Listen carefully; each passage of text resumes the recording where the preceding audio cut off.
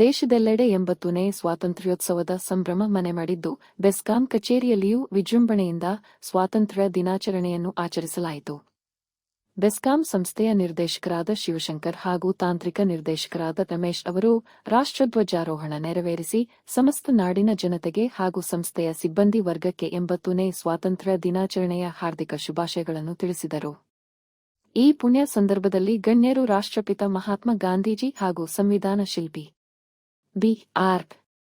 ಅಂಬೇಡ್ಕರ್ ಅವರ ಭಾವಚಿತ್ರಗಳಿಗೆ ಪುಷ್ಪ ನಮನ ಸಲ್ಲಿಸಿದರು.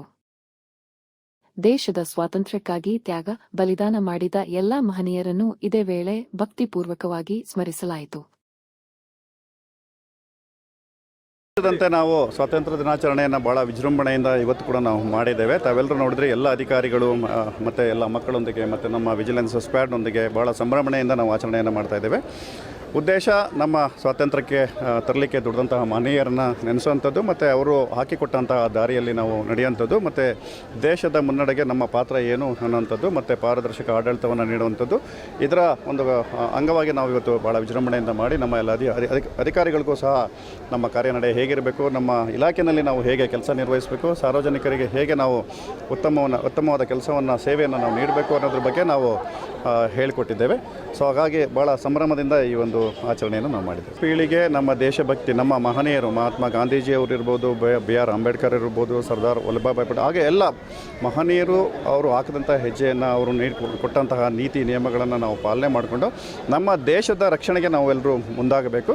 ಮತ್ತು ದೇಶ ಮುನ್ನಡೆಯಬೇಕು ಅಂತಂದರೆ ದೇಶ ಸೇವೆಯಲ್ಲಿ ನಾವೆಲ್ಲರೂ ಭಾಗವಹಿಸಬೇಕು. ದೇಶ ಸೇವೆ ಅಂದರೆ ಸರ್ಕಾರಿ ನೌಕರಿ ಅಷ್ಟೇ ಅಲ್ಲ, ಎಲ್ಲ ಹಂತದಲ್ಲೂ. ಈಗ ನೀವು ಸಹ ಎಲ್ಲರೂ, ಈಗ ನೀವು ಪತ್ರಿಕಾ ರಂಗದಲ್ಲಿ ದೇಶ ಸೇವೆಯನ್ನು ಮಾಡ್ತಾ ಇದ್ದೀರಿ. ಪ್ರತಿಯೊಂದು ಹೆಜ್ಜೆನಲ್ಲೂ, ಪ್ರತಿಯೊಂದು ಹಂತದಲ್ಲೂ ನಾವು ದೇಶಕ್ಕೋಸ್ಕರ, ನಾವು ದೇಶದ ರಕ್ಷಣೆಗೋಸ್ಕರ, ದೇಶದ ಅಭಿವೃದ್ಧಿಗೋಸ್ಕರ ಶ್ರಮಿಸಬೇಕು. ಅದರಲ್ಲಿ ಮಕ್ಕಳು ಭಾಗವಹಿಸಬೇಕು. ತಮಗೆ ಗೊತ್ತಿರೋ ಹಾಗೆ ಬೆಸ್ಕಾಂ ಅಂತಂದರೆ ಒಂದು ಡಿಸ್ಟ್ರಿಬ್ಯೂಷನ್ ಕಂಪ್ನಿ. ನಾವು ಎಲೆಕ್ಟ್ರಿಸಿಟಿಯನ್ನು ನಾವು ಸರಬರಾಜು ಮಾಡುವಂಥದ್ದು ನನ್ನ ಮುಖ್ಯ ಉದ್ದೇಶ. ಅಂದರೆ ಸಾರ್ವಜನಿಕರಿಗೆ ಉತ್ತಮವಾದಂತಹ ಗುಣಮಟ್ಟವಾದಂತಹ ವಿದ್ಯುತ್ತನ್ನು ಕೊಡುವಂಥದ್ದು ನಮ್ಮ ಕರ್ತವ್ಯ. ಸಾರ್ವಜನಿಕರು ಒಂದು ಕ್ಷಣಕ್ಕೆ ನಾವು ಬರೀ ಮನೆ ಅಥವಾ ಮನೆಗೆ ಲೈಟು ಅಂತಲ್ಲ, ನಾವು ಇಂಡಸ್ಟ್ರೀಸ್ ಇರುತ್ತೆ, ಕಮರ್ಷಿಯಲ್ ಎಸ್ಟಾಬ್ಲಿಷ್ಮೆಂಟ್ ಇರುತ್ತೆ, ಅದರಿಂದ ಉತ್ಪನ್ನ ಆಗುತ್ತೆ, ಅದಕ್ಕಿಂತ ದೇಶಕ್ಕೆ ನಮಗೆ ಟ್ಯಾಕ್ಸ್ ಬರುತ್ತೆ, ಹಾಗಾಗಿ ಅದರಿಂದ ನಮಗೆ ಉದ್ಯೋಗ ಸಿಗುತ್ತೆ. ಪ್ರತಿಯೊಂದು ಹಂತದಲ್ಲೂ electricity consumption is index of our development ಅಂತ ಕರಿತೇವೆ. ಹಾಗಾಗಿ ಗುಣಮಟ್ಟದ ಎಲೆಕ್ಟ್ರಿಸಿಟಿಯನ್ನು ಕೊಡುವಂಥದ್ದು ನಮ್ಮ ಆದ್ಯ ಕರ್ತವ್ಯ. ಗುಣಮಟ್ಟದ ಎಲೆಕ್ಟ್ರಿಸಿಟಿಯನ್ನು ಕೊಟ್ಟರೆ ಒಳ್ಳೆ ಕಂಪನಿಗಳು ಬರ್ತದೆ, ಒಳ್ಳೆ ಉದ್ಯೋಗ ಸಿಗುತ್ತೆ, ಅವರು ಹೆಚ್ಚಿನ ಉತ್ಪಾದನೆಯನ್ನು ಮಾಡೋದ್ರಿಂದ ನಮಗೆ ನಮ್ಮ ಹಣಕಾಸಿನ ಟರ್ನೋವರ್ ಜಾಸ್ತಿ ಆಗ್ತದೆ, ಟ್ಯಾಕ್ಸ್ ಬರ್ತದೆ, ದೇಶದ ಅಭಿವೃದ್ಧಿಗೆ ಅನುಕೂಲ ಆಗ್ತದೆ. ಹಾಗಾಗಿ ನಮ್ಮ ಪ್ರಮುಖ ಉದ್ದೇಶ, ನಮ್ಮ ಧ್ಯೇಯ ಅಂತಂದರೆ ನಾವು ಗುಣಮಟ್ಟದ ವಿದ್ಯುತ್ತನ್ನು ನಮ್ಮ ಗ್ರಾಹಕರಿಗೆ ಸರಬರಾಜು ಮಾಡುವಂಥದ್ದು. ಅಂದರೆ ಅವರಿಗೆ ಏನೇ ವ್ಯತ್ಯಯ ಆದರೂ ಕೂಡ ನಾವು ತಕ್ಷಣ ಸ್ಪಂದಿಸಬೇಕು, ಇಂಟರಪ್ಷನ್ಸ್ ಆಗದೇ ಇರೋ ರೀತಿ ಮಾಡ್ಕೋಬೇಕು, ಮತ್ತು ವೋಲ್ಟೇಜ್ ಡ್ರಾಪ್ ಆಗದೇ ಇರೋ ಥರ ನೋಡ್ಕೋಬೇಕು. ಇಂಥದ್ದು ಅದರಲ್ಲಿ ಪ್ರಮುಖವಾಗಿ ನಾವು ಅದನ್ನು ಒಂದು ಧ್ಯೇಯವಾಗಿ ನಾವು ಇಟ್ಕೊಂಡಿದ್ದೇವೆ. ನಾವು ಸಾರ್ವಜನಿಕ ಸೇವೆಯನ್ನು ಉತ್ತಮವಾಗಿ ನೀಡಬೇಕು ಅಂತ ನಮ್ಮ ಅಧಿಕಾರಿಗಳಿಗೆ ಕರೆಯನ್ನು ಕೊಡಲಾಗಿದೆ. ಜೊತೆಗೆ ಕರ್ನಾಟಕ ಸರ್ಕಾರ, ಸನ್ಮಾನ್ಯ ಮುಖ್ಯಮಂತ್ರಿಗಳು, ಸನ್ಮಾನ್ಯ ನಮ್ಮ ಇಂಧನ ಸಚಿವರಾದಂಥ ಕೆ.ಜೆ. ಜಾರ್ಜ್ ಸಾಹೇಬರು ಹಾಗೂ ಕೃಷ್ಣ ಬೈರೇಗೌಡ ಸಾಹೇಬರು ಅವರ ನೇತೃತ್ವದಲ್ಲಿ ಈ ಸ್ವಾತಂತ್ರ್ಯ ದಿನಾಚರಣೆ ಅಂಗವಾಗಿ ಈ ವರ್ಷದಲ್ಲಿ ವಿಶೇಷವಾಗಿ ನಗರ ಸ್ವಚ್ಛತೆಗೆ ಕೈ ಹಾಕಲಾಗಿದೆ.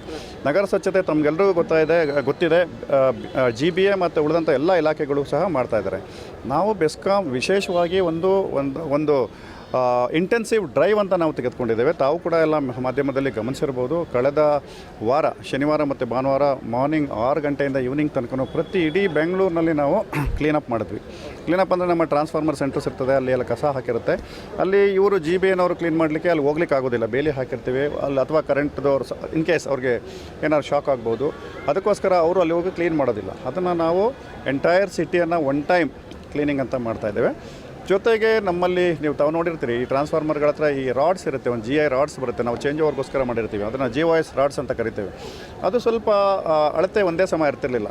ಗ್ರೌಂಡಿಂದ 5 ಅಡಿ 6 ಅಡಿ 7 ಅಡಿ ವ್ಯತ್ಯಾಸ ಇರ್ತಿತ್ತು. ಕೆಲವರಿಗೆ ಪಾದಚಾರಿಗಳಿಗೆ ತಲೆಗೆ ತಾಕುವಂಥದ್ದು ಇತ್ತು. ಅದಕ್ಕೋಸ್ಕರ ನಾವು ಆ್ಯಸ್ ಎ ರೂಲ್ ಅದನ್ನು 6 to 7 ಫೀಟ್ ಹೈಟ್ಗೆ ಗ್ರೌಂಡ್ ಕ್ಲಿಯರೆನ್ಸ್ ಮಿನಿಮಮ್ ಇರಬೇಕು. ನಾವು ಅದು ಕೆಳಗಡೆ ಹೋದರೆ ಯಾರಿಗೂ ತಾಕಬಾರ್ದು ಅಂಥದ್ದನ್ನು ಇಡೀ ನಗರದಲ್ಲಿ ಮಾಡ್ತಾಯಿದ್ದೀವಿ. ಕಟ್ ಮಾಡಿ ಅದನ್ನು ರೀಸೆಟ್ ಮಾಡ್ತಾಯಿದ್ವಿ. ಅದರಿಂದ ಸಾರ್ವಜನಿಕ ಸುರಕ್ಷತೆಯನ್ನು ಕೊಡಬೇಕು, ಪಾದಚಾರಿಗಳಿಗೆ ಅವ್ರಿಗೆ ಯಾವುದೇ ರೀತಿ ತೊಂದರೆ ಆಗಬಾರ್ದು ಅನ್ನೋಂಥದ್ದು ಒಂದು. ಇನ್ನೊಂದು, ಪಾದಚಾರಿ ಮಾರ್ಗಗಳಲ್ಲಿರ್ತಕ್ಕಂತಹ ಅನಗತ್ಯ ವಿದ್ಯುತ್ ಕಂಬಗಳು ಅಂದರೆ ಅನಗತ್ಯ ಅಂದರೆ ಹಿಂದೆ ಬೇಕಾಗಿತ್ತು. ಆಮೇಲೆ ಈಗ UG ಎಲ್ಲ ಮಾಡಿದ್ವಿ, ಅಂಡರ್ಗ್ರೌಂಡ್ ಮಾಡಿದ್ವಿ. ಆವಾಗ ಕೆಲವೊಂದು ಕಂಬಗಳು ಬೇಕಾಗಿಲ್ಲ, ಆವಾಗಲೇ ತೆಗಿಬೇಕಾಗಿತ್ತು. ಕೆಲವೊಂದು ಕಡೆ ತೆಗೆದಿಲ್ಲ, ಅದು ಅಡ್ಡ ಆಗ್ತಾ ಇದೆ ಪಾದಚಾರಿ ಮಾರ್ಗಗಳಲ್ಲಿ, ಅದನ್ನು ತೆಗಿಸ್ತಾ ಇದ್ದೀವಿ. ಕೆಲವೊಂದು ಕಡೆಗೆ ನಮ್ಮದು RMU ಅಂತ ಬರುತ್ತೆ, ಕೆಲವೊಂದು ಎಕ್ವಿಪ್ಮೆಂಟ್ಸ್ ಬರುತ್ತೆ, ಅದು ತುಂಬ ಹಳೆಯದಾಗಿರುತ್ತೆ. ಹಳೆಯದಾಯಿತು, ಕೆಲಸ ಮಾಡ್ತಾ ಇಲ್ಲ ಅಂತ ನಾವು ಅದನ್ನು ಚೇಂಜ್ ಮಾಡಿ ಹೊಸದು ಹಾಕಿರ್ತೀವಿ. ಆದರೆ ಕೆಲವೊಂದು ಕಡೆಗೆ ಹಳೆಯದನ್ನು ತೆಗೆದಿರೋದಿಲ್ಲ, ಅದು ತೊಂದರೆ ಆಗ್ತದೆ ಪಾದಚಾರಿ. ಅದನ್ನು ಕ್ಲೀನಪ್ ಮಾಡೋವಂಥದ್ದು ಎಂಟೈರ್ ಈ ಮಂತಲ್ಲಿ ಒಂದು ಡ್ರೈವ್ ಆಗಿ ತೆಗೆದುಕೊಂಡಿದ್ದೇವೆ. This activity will further continue.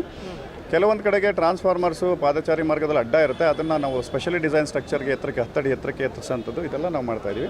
ಇದು ನಮ್ಮ ಕೊಡುಗೆ, ನಮ್ಮ ನಗರ ಸ್ವಚ್ಛತೆಗೆ, ನಮ್ಮ ಪಾದಚಾರಿಗಳಿಗೆ ಅವರ ಸುರಕ್ಷತೆಗೋಸ್ಕರ ನಾವು ಹಮ್ಮಿಕೊಂಡಿದ್ದೇವೆ.